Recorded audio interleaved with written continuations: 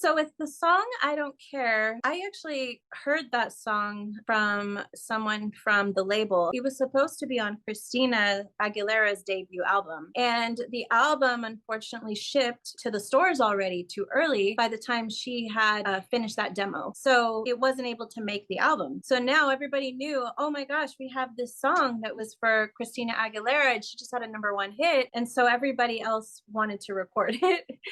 And so Steve Kipner and David Frank listened, to all of these other label reps and everyone else, like complain, bribe, whatever, everything to try to get it. And he ended up going with me, and I was just thrilled because usually I like to write my own stuff, and I do. I write like 99 to 100% of my songs, or at least co-write. And in this case, I made an exception just because we hadn't really had the success we had hoped with Picture Perfect. It did do great. It did great for the period of time it did.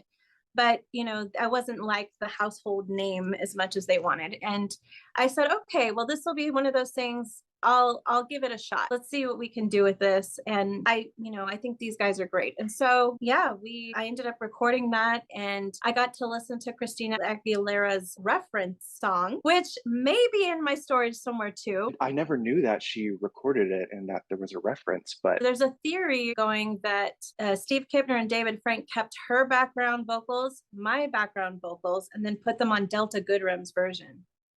So we're all on. I think. That's interesting. I don't know for sure. Gotcha. I gotcha. Listen, somebody needs to cut the check.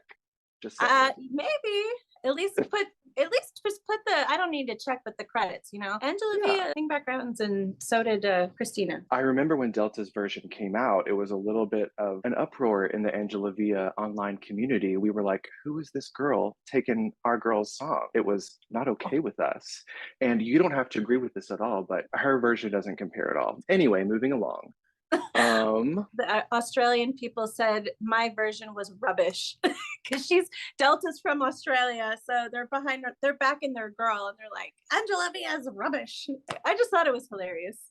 Yeah, it's just, back in the day you could do that. You could have different artists in different regions releasing the same song because the internet wasn't as big as it is now. But nowadays we can't do that as easily. Then I kiss